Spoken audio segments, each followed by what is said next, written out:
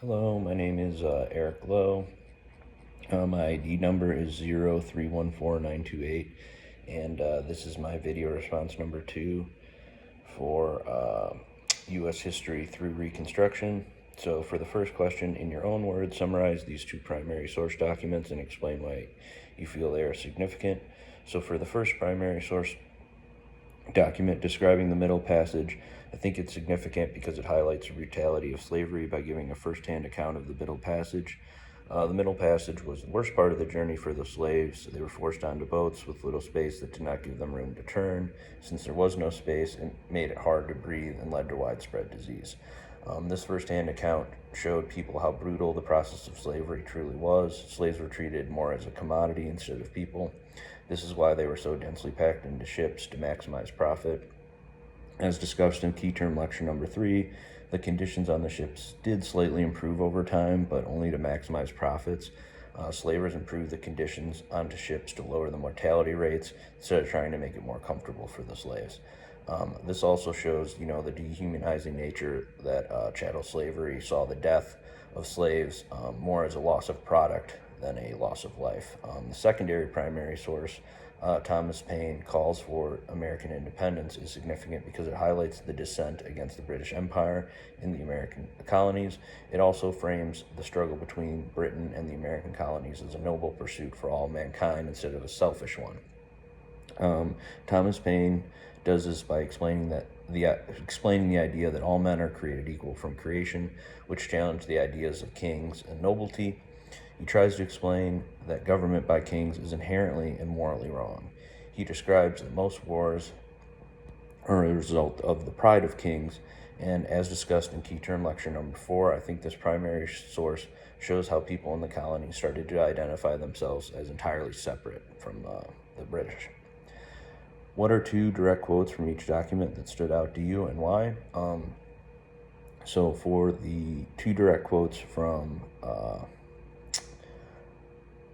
describing the Middle Passage that stood out to me were the closeness of the place and the heat of the climate added to the number in the ships, which was so crowded that each had scarcely room to turn himself and almost suffocated us. I think this quote really drives home the horrific conditions of the Middle Passage. I think hearing a first-hand account of this tragedy like this has much more of an effect than reading about it secondhand in a textbook. I think often with industries like chattel slavery, we try to compartmentalize the bad while benefiting from the good. Like a modern day comparison I would make is between slavery and products that we have today, like clothes and phones. We often try to forget how clothes and phones are really made in horrific conditions and exploit the labor of people in different countries, while we benefit from having cheap clothes and cheap phones.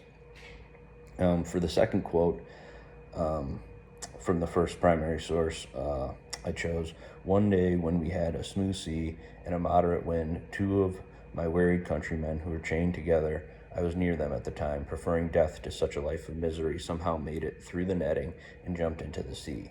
Immediately another quite dejected fellow, who on account of his illness was suffered to be out of the irons, also followed their example. I believe many more would have done the same if they had not been prevented by the ship's crew, who were instantly alarmed." I think this quote also highlights how bad the Middle Passage really was, that many slaves would have preferred death instead of slavery. I also think this highlights how slavers looked at slaves. Instead of being alarmed that they preferred death over being a slave, they were more concerned with losing slaves since they were looked at as a product or a commodity. I think this dehumanization is another, compartmentalization that is almost necessary to do something so bad.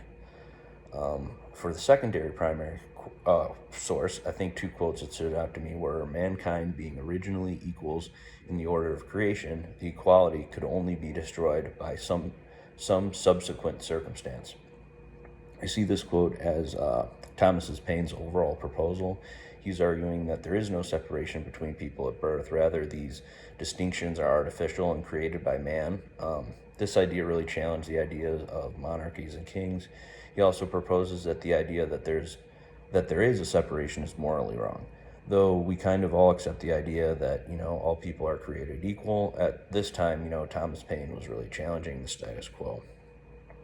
For the second quote from the secondary primary source, the cause of America is a great measure the cause of all mankind. This quote is important because it describes the struggle between the British and American colonies as a noble pursuit for all of mankind instead of a selfish personal struggle.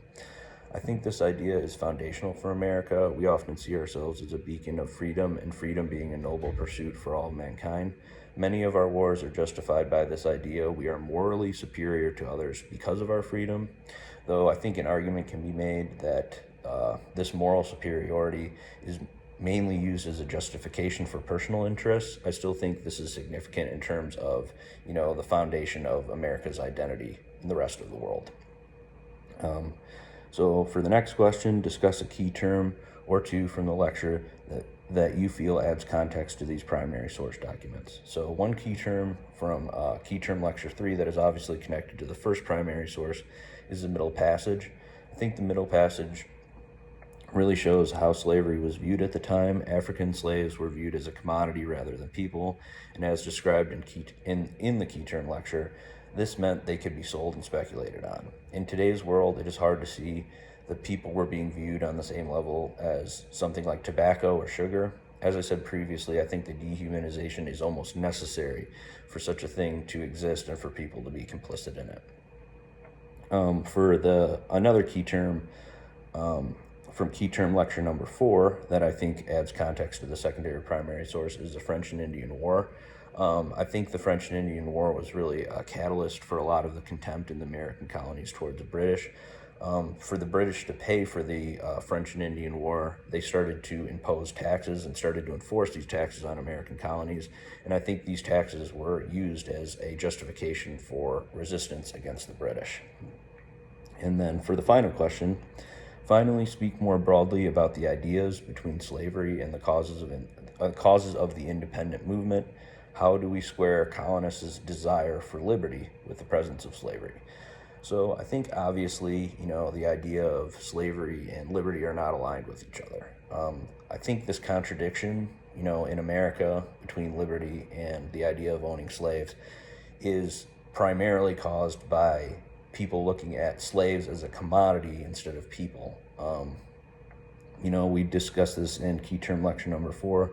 The British started to change some of their laws regarding slavery, and this made the American colonies fear that something like that would happen in America.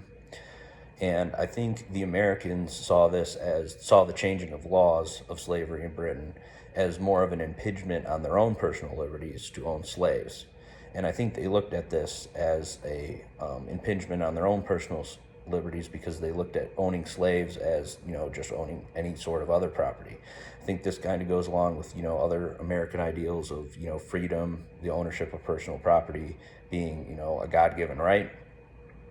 So I think this also highlights how people in the Americas, they were concerned with their own personal liberties instead of the liberties of all people.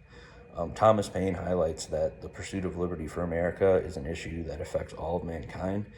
Now, I think this might be true a little bit, that just in general, the pursuit of liberty is an issue that affects all of mankind. I think the people in the American colonies thought that this pursuit of liberty did not extend to all people at the time.